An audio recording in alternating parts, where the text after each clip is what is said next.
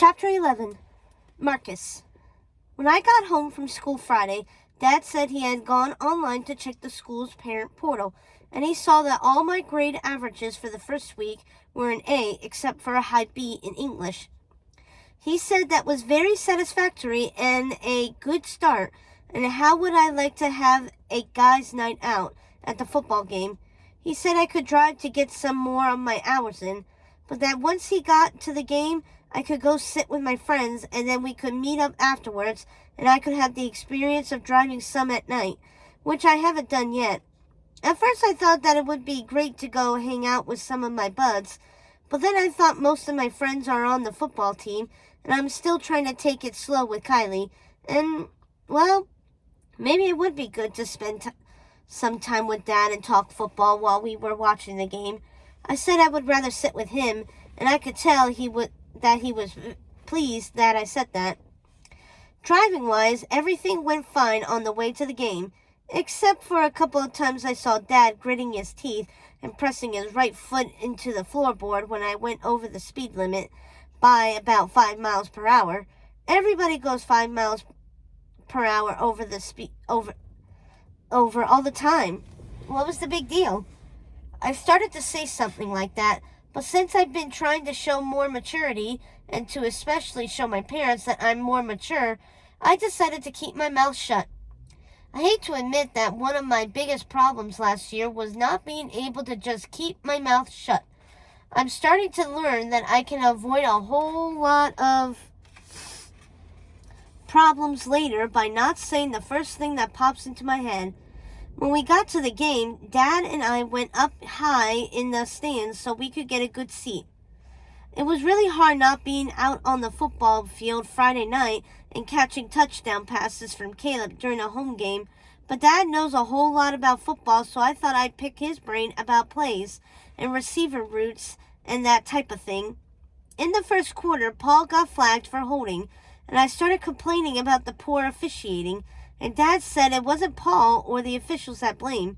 He said that Nathan, the guy who is temporarily taking over my wide receiver spot, couldn't shake free from the cornerback,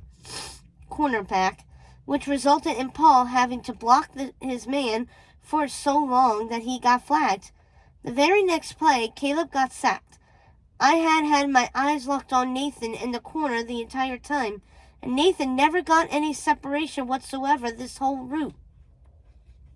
I started complaining about how Nathan was running his routes, that even though he was a freshman, he should be doing a better job.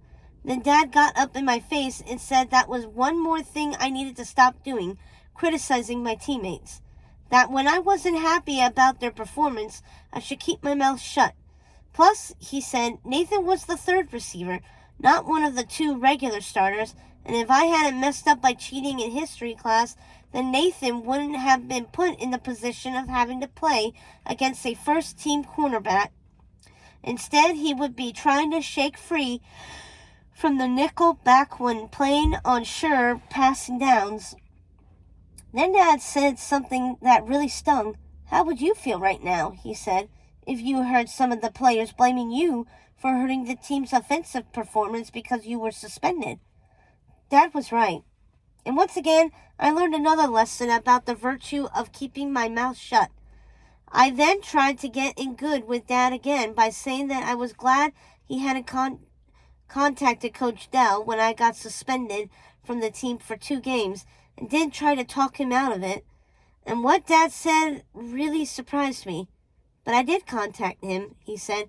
I told him I approve of him suspending you 100%. And then I thanked him for trying to help make you a better person. This gave me something else to think about. I thought we would do better after the first quarter, because we were playing a team that we had beaten by 2 touchdowns last year. Instead, things got worse. I noticed that Caleb stopped looking Nathan's way at all.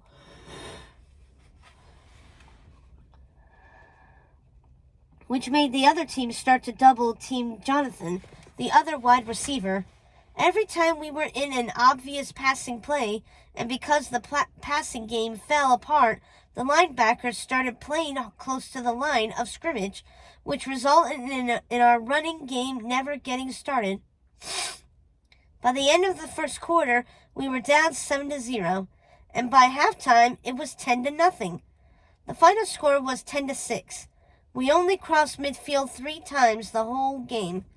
Dad didn't have to state the obvious. We lost to an inferior team because I had messed up in school. The loss was all my fault. I'm going to have to make it up to the guys and coaching staff when I get back. There's still time for me to put together some good receiving numbers and impress college scouts. The drive home did not go well. When I first started to pull out of the stadium parking lot and onto the highway, it seemed like the car lights coming toward me were going 100 miles per hour. So I hit the brakes, and then some idiot behind me honked his horn, and Dad yelled that I had stopped in the middle of the road, and to either pull over or go forward or do something immediately. Then I panicked and started to pull over to the right, but I had hit the left turn signal, and the guy behind me really laid into his horn, and I slammed on the brakes again. I was so shaken up that I almost asked Dad to drive home. Then Dad said to relax, look around, and see if it was clear in both directions. Then pull out onto the highway.